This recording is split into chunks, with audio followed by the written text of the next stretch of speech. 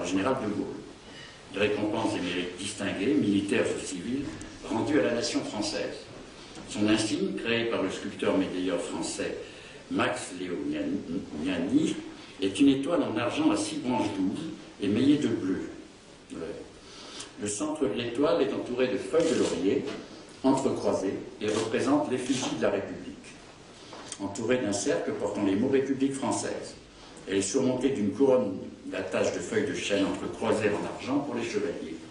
Au revers, on y voit 2 drapeaux tricolores entrecroisés, entourés d'un cercle portant l'inscription « Ordre national du mérite » et la date de la fondation de l'ordre, 3 décembre 1963.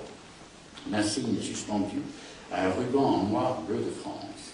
C'est cette belle décoration que je vais maintenant avoir le plaisir de vous remettre, en vous remerciant du fond du cœur, au nom de tous ceux que vous avez aidés. Merci Catherine.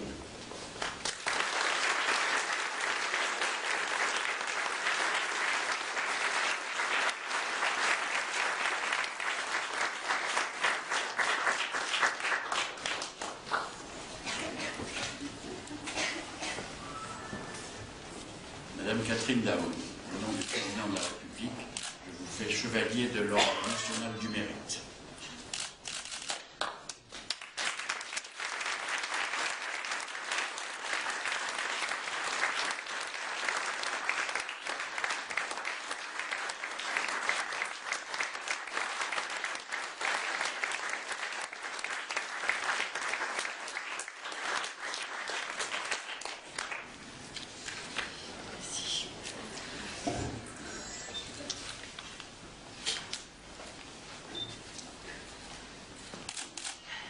Monsieur le Président, Monsieur le Sénateur, Messieurs les professeurs, chers amis, ma très chère famille, je suis particulièrement émue et fière de recevoir cette distinction de vos mains, Monsieur le Sénateur. Je vous suis très reconnaissante d'avoir proposé ma candidature à l'Ordre national du mérite et je vous remercie pour votre soutien et vos encouragements tout au long de notre aventure associative. Merci d'avoir permis que cette cérémonie ait lieu ici, dans le salon pourpre du Sénat, au sein du Palais de Luxembourg. Je remercie Monsieur le Président de nous faire l'honneur de sa présence aujourd'hui. Je remercie chaleureusement Madame Christine Larcher pour ses encouragements à témoigner, alors que je n'étais qu'une toute jeune implantée. Madame Christiane Cléache, sa présence continue à nos côtés. Cette distinction dans l'Ordre national du mérite reconnaît et récompense l'engagement quotidien de tous les bénévoles de l'association CISIC. Je n'ai pas le sentiment d'avoir accompli une grande mission, mais simplement d'avoir eu la conviction, à un certain moment de ma vie, de devoir témoigner pour l'implant cochléaire. C'est au travers de mon histoire personnelle que l'on peut comprendre la raison de mon engagement pour cette extraordinaire révolution médicale. Ma famille et mes amis se souviennent de cet été 1991, durant lequel ma vie a basculé. À l'âge de 25 ans, je plonge instantanément dans la surdité et perds totalement le sens de l'équilibre. Je ne peux plus ni marcher, ni me tenir debout. Très rapidement, j'apprends qu'il n'y a rien à faire. Tous les spécialistes consultés me le répètent. Je suis condamnée à très court terme au silence pour le reste de ma vie. J'ai eu alors la chance d'être admirablement soutenue par ma mère, par mon mari, ma famille et tous mes amis.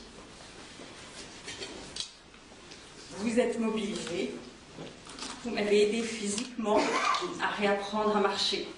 Vous m'avez soutenu moralement afin que je garde toujours espoir. Vous avez constamment fait d'importants efforts pour maintenir un minimum d'échanges malgré la surdité qui s'aggravait. Mais combien de souffrances, combien d'humiliations, d'agacements et de coups quiproquos, car je ne pouvais pas tout comprendre. Je ne pouvais plus échanger. Tout simplement, suivre, je ne pouvais plus vous suivre dans vos vies. La surdité nous éloigne malgré nous de ceux qui nous entourent. Malgré cela, grâce à vous, j'ai toujours eu le sentiment de garder la tête haute. Je tiens à vous dire aujourd'hui combien votre soutien a eu un sens lors de ces moments difficiles et combien je vous en suis profondément reconnaissante. Après plus de 8 ans passés à me battre contre la maladie, contre la surdité, j'ai fini par m'adresser à un centre d'implantation cochléaire. Ce que je découvre lors de mes premières consultations à l'hôpital Saint-Antoine à Paris me déconcerte. Vous m'expliquez, professeur Miller, que des implantés peuvent téléphoner, voire accéder à des postes de commerciaux. Je n'y crois pas un seul instant. Aucun des médecins consultés jusqu'alors ne m'avait donné le moindre espoir de réhabilitation auditive par l'implant cochléaire.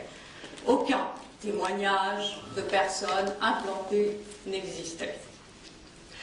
Je suis opérée le jeudi 14 octobre 1999 et 5 jours plus tard, j'ai le privilège d'avoir un premier réglage par le docteur Claude Fugain. Quelle surprise! J'entends, je vous entends, je vous comprends, je vous réponds. J'ai la sensation à ce moment précis de me reconnecter au monde. La sensation de basculer instantanément dans le monde des vivants. Comme chaque implanté, je peux vous le dire aujourd'hui, vous m'avez sauvé la vie, vous m'avez rendu ma liberté et ma dignité. Merci. Ma famille et mes amis ici présents peuvent en témoigner aujourd'hui. J'ai vécu alors une véritable renaissance. Je me surprends alors à découvrir mes enfants. C'est comme si jusqu'à présent je ne les avais vus vivre qu'à travers une vitre. Je n'avais encore jamais entendu leur voix. J'en avais perdu même tout espoir.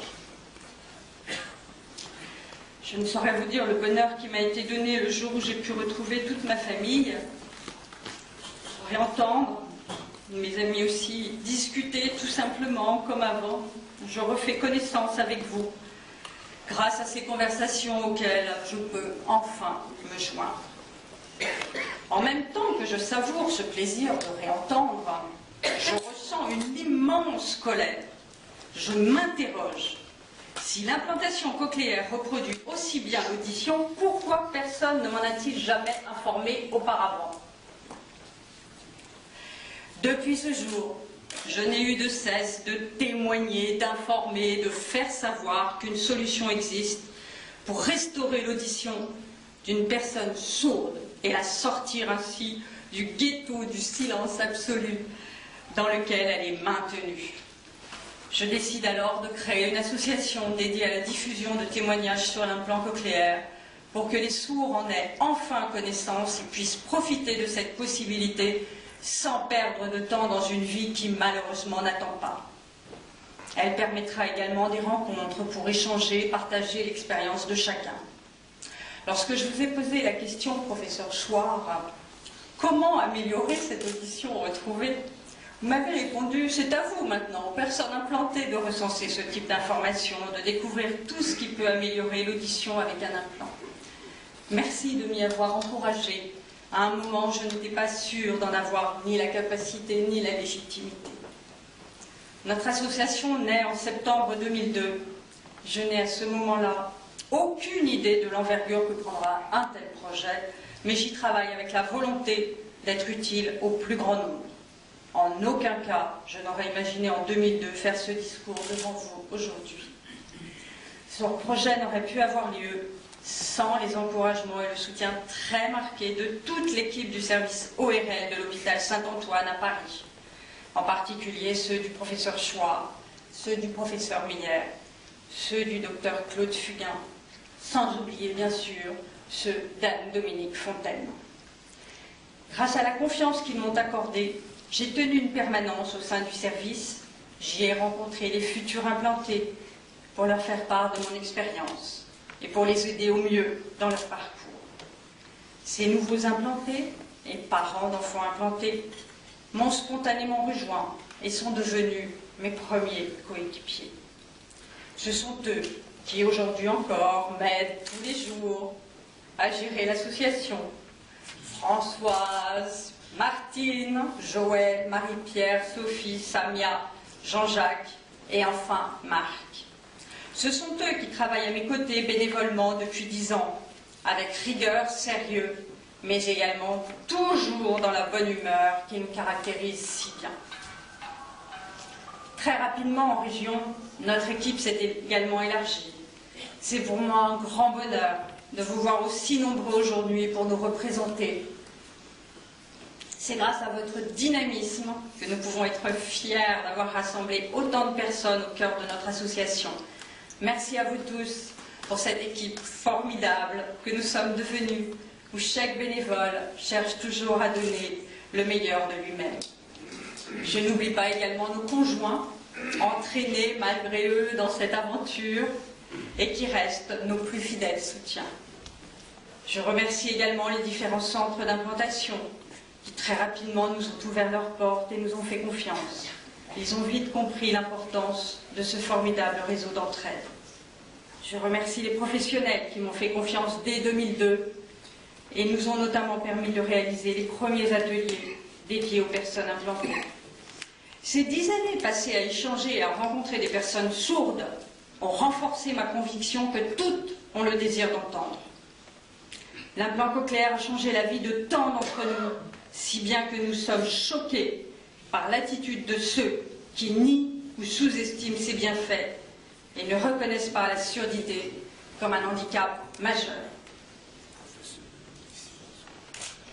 Sur le point de fêter les 10 ans de notre association, mon vœu pour les années à venir est de lui permettre de continuer son travail de témoignage, d'échange et d'information en nous rassemblant avec pour seul et unique intérêt l'implant cochléaire.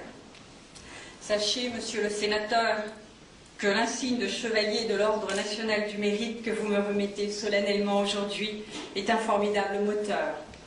Je suis sûre qu'il apportera à tous les bénévoles de l'association CISIC, ainsi qu'à moi-même, encore plus de détermination à poursuivre notre action.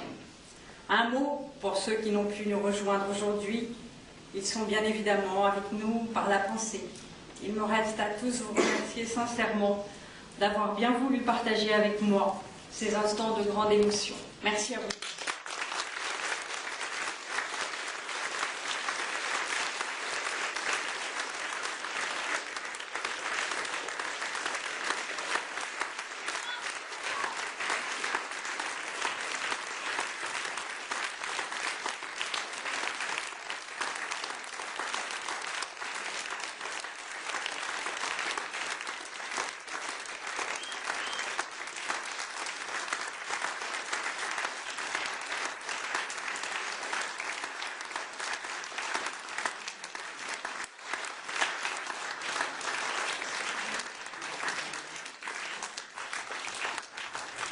Après cette standing ovation, j'ai demandé au président Larcher de nous dire quelques mots.